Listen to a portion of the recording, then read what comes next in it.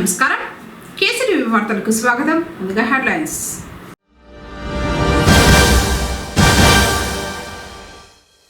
ఇంటి స్థలాలను కేటాయించాలని గ్రామస్తుల వినతి.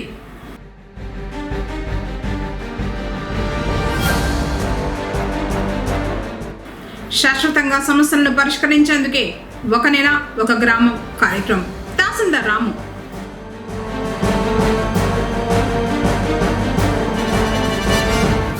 ఆవును అపహరించిన గుర్తు తెలియని వ్యక్తులు.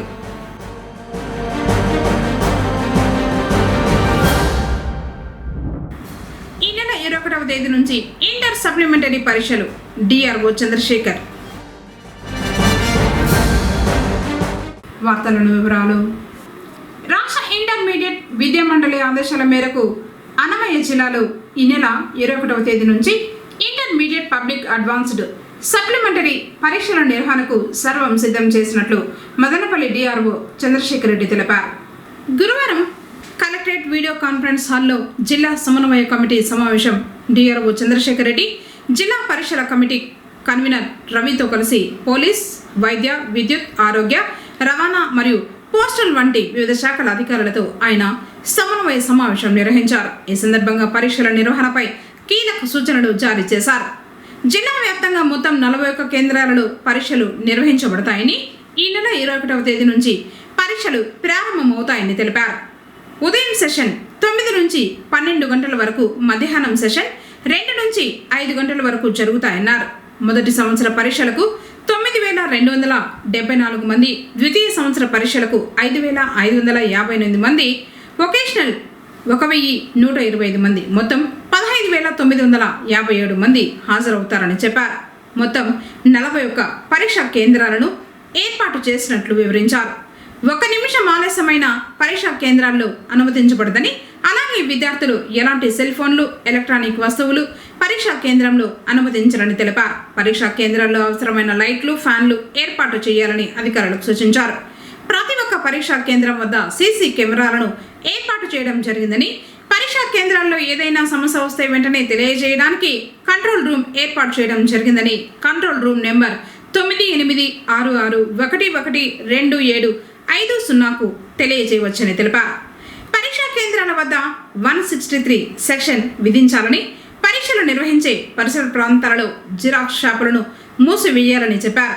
విద్యార్థులు ఇబ్బంది పడకుండా త్రాగునీరు, మరుగుదొడ్లు లాంటి మౌలిక వసతులను కల్పించాలని, పరీక్షా కేంద్రాలకు హాజరయ్యేందుకు వీలుగా ఆర్టీసీ బస్సులను నడపాలని చెప్పారు. పరీక్ష నిర్వహించే సమయంలో విద్యుత్ సరఫరాకు అంతరాయం కలగకుండా చూడాలని, పారిశుద్ధ్యం, త్రాగునీటి వసతులు, పారిశుద్ధ్య పనులను పంచాయతీ శాఖ, మున్సిపాలిటీలు అధికారులు పర్యవేక్షించాలని సూచించారు. కేంద్రాల వద్ద పటిష్ట పోలీసు బందోబస్తును ఏర్పాటు చేయాలని చెప్పారు. పరీక్షా సమయంలో దూర ప్రాంతాల నుంచి వచ్చే విద్యార్థులకు రవాణా సౌకర్యాలు కల్పించాలని ఆర్టీసీ అధికారులకు ఆదేశించారు. కార్యక్రమంలో జిల్లా పరీక్షల నిర్వహణ కమిటీ మరియు ప్రాంతీయ పర్యవేక్షణ అధికారి రవి, డిఈఓ సుబ్రహ్మణ్యం, సమగ్ర శిక్ష APC Anuradha, Madanapalle municipal commissioner Pramila, municipal శాఖ డివైఈఈ శ్రావణి, సర్వశిక్ష అభియాన్ అధికారిని రమేష్ బాబు తదితరులు పాల్గొన్నారు. లోతట్టు ప్రాంతాలలో నివాసం ఉన్న తమకు మరొక చోట ఇంటి స్థలాలను కేటాయించాలని గ్రామస్తులు కోరారు. పుంగనూరు మండలం బాలగురవయ్య గారిపల్లి హరజనవాడ నివాసితులు గురువారం తహసీల్దార్ కార్యాలయంలో డిటి మాధవీలతను కలిశారు. వారు ఎదుర్కొంటున్న ఇబ్బందిని తెలియజేస్తూ వినతి పత్రం అందజేశారు. తామంతా ముప్పు ప్రాంతంలో ఉన్నామని వాపోయారు. సుమారు 50 గృహాలు ఉన్నాయని, వర్షాలు కురిసి వరదలు వచ్చిన ప్రతిసారి తమ ప్రాణాలను అరచేతిలో పెట్టుకుని ఇంకో ప్రాంతానికి వలస వెళ్లాల్సిన పరిస్థితి నెలకొందని చెప్పారు. అధికారులు, పాలకులు స్పందించి మరో చోట ఇంటి స్థలాలు కేటాయించాలని కోరారు.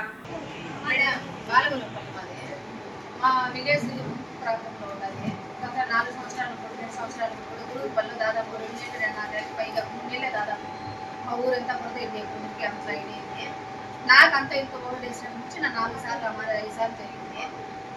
ఏతుల్లో ఒకసారి గిన్నె వస్తున్నారు మా ఊరికి పైన వచ్చినప్పుడు, మళ్ళీ చుట్టాలు ఊరికి ఒకసారి వెళ్ళినాము. ఊరిపల్లో మనంతా ఉన్నాము 3-4 ఏళ్ళప్పుడు.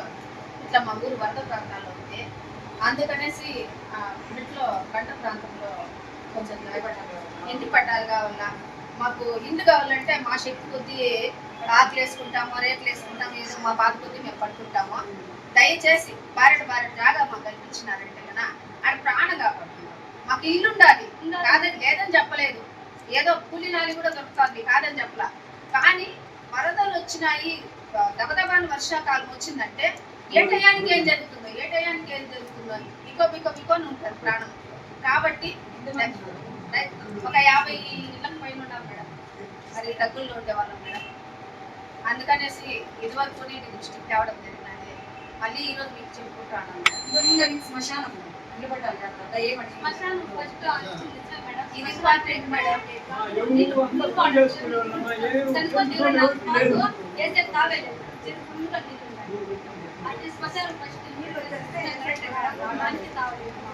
దేనికి ఇబ్బందిగానే ఉంది మేడం మాకు. ఆకు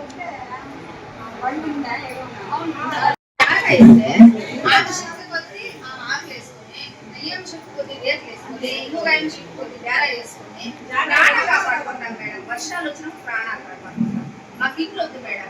బారెడు జాగా చూపిస్తే వాళ్ళ శక్తి తోటి మేము ఆడ తలదాసుకుంటాం మేడం. ప్రాణాపాయ సిచ్యువేషన్ వర్షాలు వచ్చినాయి మేడం. ఏ ఇల్లు ఏ వారికి అప్పుడేమి ఇది కాదు కదా, దాన్ని కాపాడుకుని.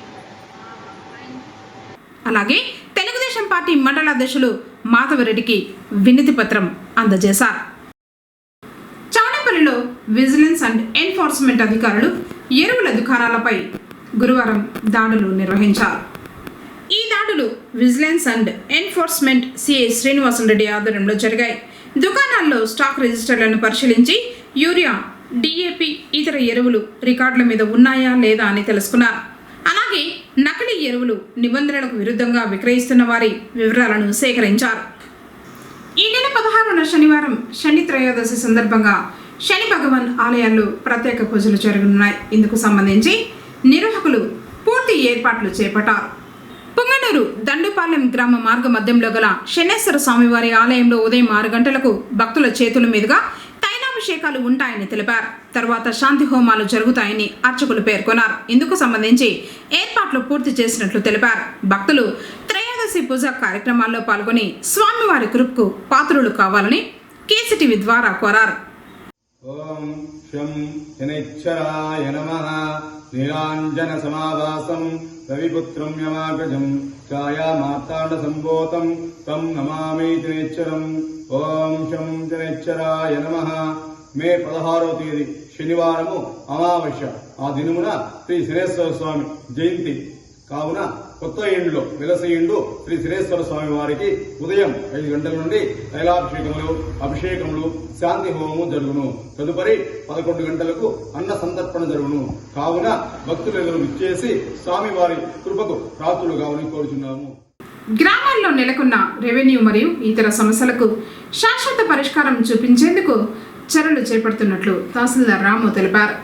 ఆంధ్రప్రదేశ్ ప్రభుత్వం ప్రతిష్టాత్మకంగా చేపట్టిన 1 నెల 1 గ్రామం 4 పర్యటనలు కార్యక్రమాన్ని గురువారం పుంగనూరు మండలం ఏటవాకలి గ్రామంలో 2వ దఫా నిర్వహించారు. ఎంపీటీఓ అప్పాజీ, ఇతర మండల స్థాయి అధికారులు హాజరయ్యారు. రెవెన్యూతో పాటు గ్రామాల్లో నెలకొన్న సమస్యలపై ప్రజలు అధికారులకు విన్నవించి అర్జీలను సమర్పించారు. వాటిని పీజీఆర్ఎస్ పోర్టల్లో పెట్టిన తర్వాత క్షుణ్ణంగా పరిశీలించి నిర్ణీత గడువులోపు సమస్యను పరిష్కరించనున్నట్లు తహసీల్దార్ తెలిపారు. సమస్య రహిత గ్రామాలుగా తీర్చిదిద్దేందుకు కృషి చేస్తున్నట్లు వెల్లడించారు. ఈ కార్యక్రమంలో మొదటి దఫా ప్రజల నుంచి అర్జీలను స్వీకరించడం జరుగుతుందని చెప్పారు. 2వ దఫా ప్రజలు ఇచ్చిన పిటిషన్ల పురోగతి గురించి తెలియజేస్తారు. అవసరాన్ని బట్టి క్షేత్రస్థాయి పరిశీలన ఉంటుందని తెలిపారు. 3వ దఫా పర్యటనలో ఇచ్చిన పిటిషన్లకు పరిష్కారం చూపుతారు. గ్రామంలో రైతులు, భూ యజమానులు ఇచ్చిన పిటిషన్ల పరిష్కారం పూర్తయిందని తెలియజేస్తూ ఉత్తర్వులు ఇవ్వడం జరుగుతుందని తెలిపారు. 4వ దఫా అంటే చివరి సందర్శనకు వెళ్ళినప్పుడు గ్రామంలో సభ నిర్వహించి పిటిషన్ల పరిష్కారంపై అధికారులు స్పష్టత ఇస్తారని తెలిపారు. ఫిర్యాదు స్వీకరణ, పరిష్కారం, వాటిల్లో ఉన్న సమస్యలను ప్రజల సమక్షంలో ఉంచి న్యాయపరమైన చిక్కులు ఉన్నవి లేదా కోర్టు కేసుల్లో పెండింగ్లో ఉన్నవి మినహా మిగిలిన పిటిషన్లను పరిష్కారం చూపడం జరుగుతుందని పేర్కొన్నారు. ఈ దిశగా అర్జీదారులకు పరిష్కారం దొరుకుతుందని వివరించారు. ఇలా ఒకే గ్రామానికి 4 పర్యాయాలు అధికారులు రావడం జరుగుతుందని తెలిపారు. ఆంధ్రప్రదేశ్ ప్రభుత్వం ప్రతిష్టాత్మకంగా తీసుకున్న 1 month 1 village 4 visits, ఒక నెలలో ఒక గ్రామం నందు 4 సార్లు ప్రతి గురువారం ఆ విధంగా 4 సార్లు గ్రామం నందు సందర్శించి ఈ ఏదైతే ప్రోగ్రాం పెడతామో ఈ ప్రోగ్రాంకు మండల స్థాయి అన్ని డిపార్ట్మెంట్ల అధికారులు హాజరయ్యి గ్రామస్తులు వారి వారి సమస్యలు డిపార్ట్మెంట్ వారిగా తెలియజేసిన మొదటి వారము వారి నుంచి స్వీకరించిన అర్జీలను PGRS పోర్టల్ నందు నమోదు చేసి అదేవిధంగా నోటీసులు ఇచ్చి రెండో వారం వాటి మీద క్షేత్రస్థాయిలో విచారణ జరిపి ఆ సమస్యను ఏ విధంగా పరిష్కరిస్తున్నాం అనేది రైతుకు తెలియజేసి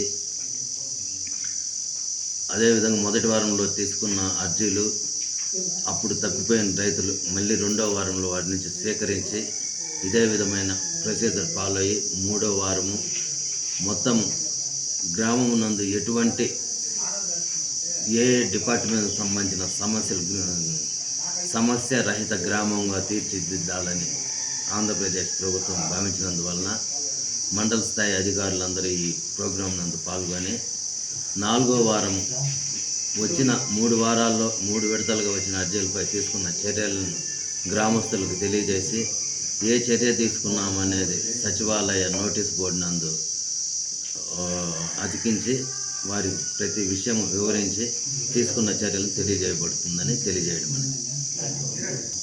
ఈ ప్రోగ్రాము మొట్టమొదటి వారంగా 7వ తేదీ మే 7వ తేదీ గురువారము ఏటవాకిల నందు మొదటి విడత జరిగింది. రెండో విడతగా 13వ తేదీ గురువారము ఈరోజు ఇక్కడ ఏటవాకిల నందు జరుగుతుంది. ఇదే విధంగా మిగిలిన 2 వారములు ఏటవాకిల నందే ఈ ఒక నెల ఒక గ్రామము 4 విడతల సందర్శన అనేది జరుగుతుందని తెలియజేయాలి.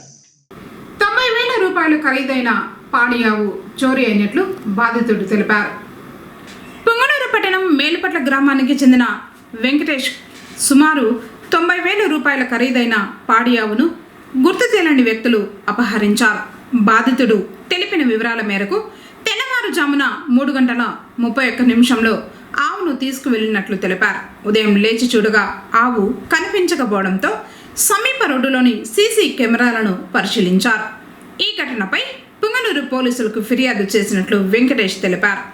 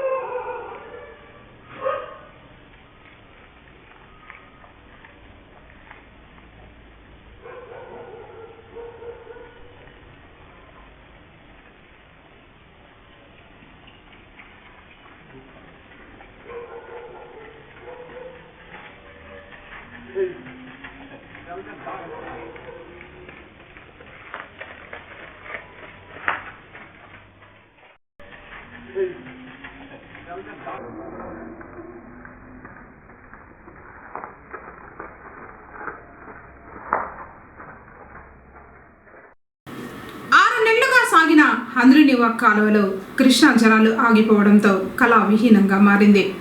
పొంగనూరు మీదుగా కుప్పం, పలమనేరు నియోజకవర్గాలకు నిరంతరాయంగా సాగిన కృష్ణా జలాలు పొంగనూరు మండలంలోని పలు చెరువులకు చేరాయి. అయితే పైభాగంలో కృష్ణా జలాలను ఆపివేయడంతో స్థానికంగా ఉన్న కాలువల్లో నీళ్లు లేక ఇలా ఒట్టిపోయింది.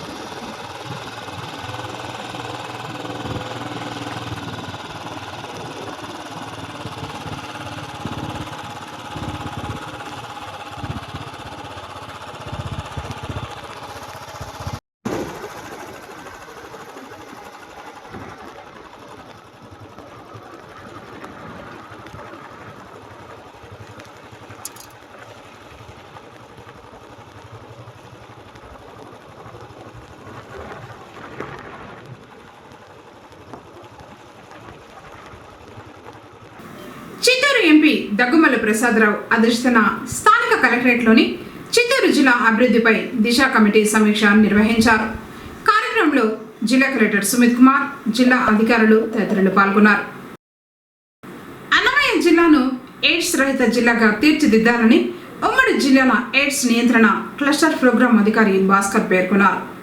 మదనపల్లి ప్రభుత్వ ఆసుపత్రి ఐసిటిసి కేంద్రాన్ని ఆయన తనిఖీ చేసి వివిధ విభాగాల నెలవారీ నివేదికలను పరిశీలించారు. నివేదికల్లో ఉన్న వ్యత్యాసాలను సరిదిద్దుకుని సేవలను మరింత మెరుగుపరచాలని సూచించారు. హెచ్ఐవి పాజిటివ్ కేసులకు నాణ్యమైన వైద్య సేవలు అందించనున్నారు.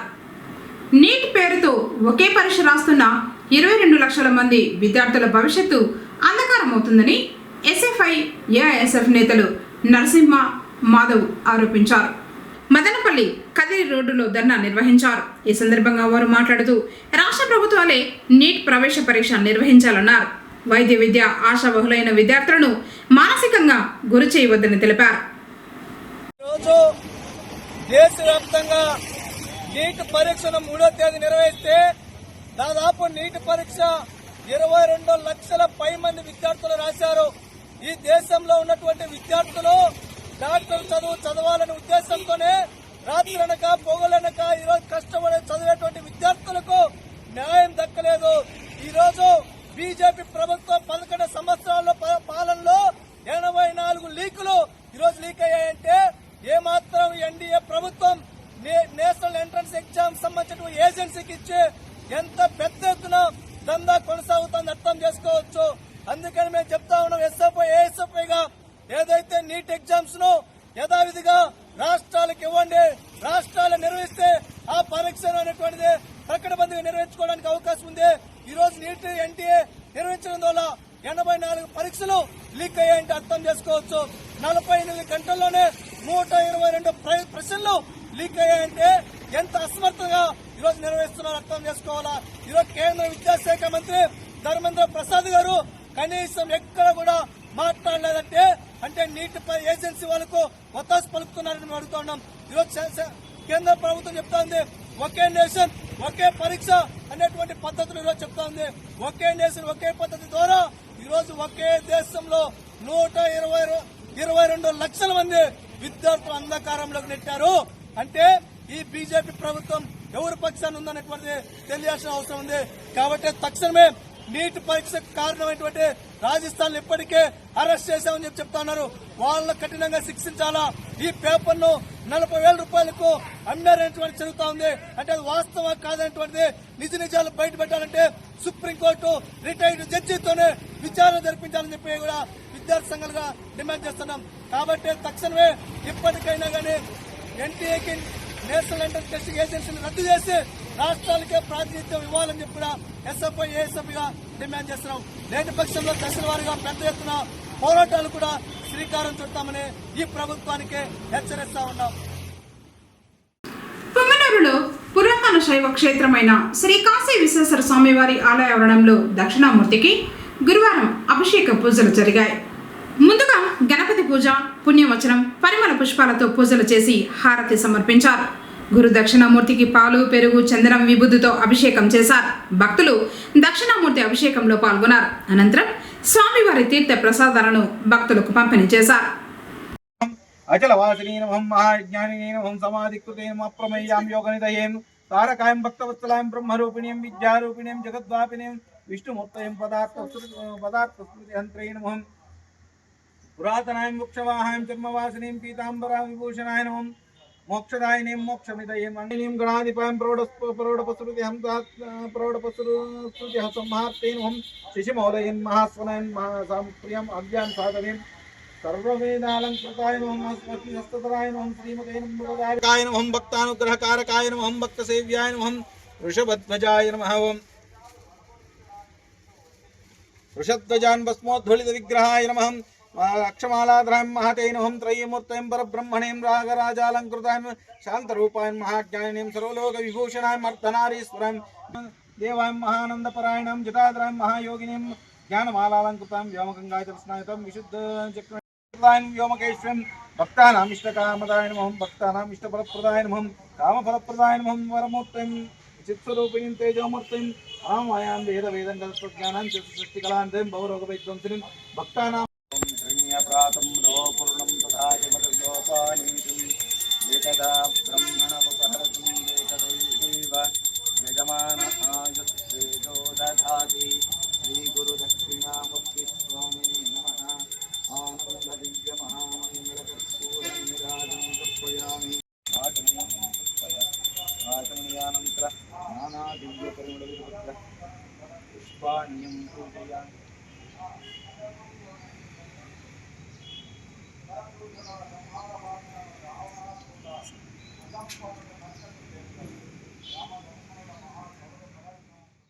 వార్తలు ముగించే ముందు హెడ్లైన్స్ మరోసారి.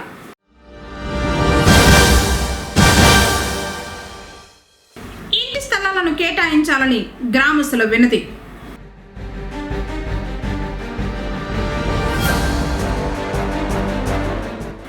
శాశ్వతంగా సమస్యలను పరిష్కరించేందుకే ఒక నెల ఒక గ్రామం కార్యక్రమం. తహసీల్దార్ రాము.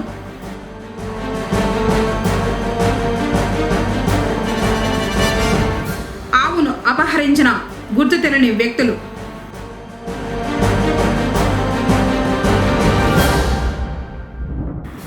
ఈ నెల 21వ తేదీ నుంచి ఇంటర్ సప్లిమెంటరీ పరీక్షలు. డిఆర్ఓ చంద్రశేఖర్. తిరిగి కేసీటీవీ వార్తలతో మళ్ళీ కలుసుకుందాం. అందరికోసం నమస్కారం.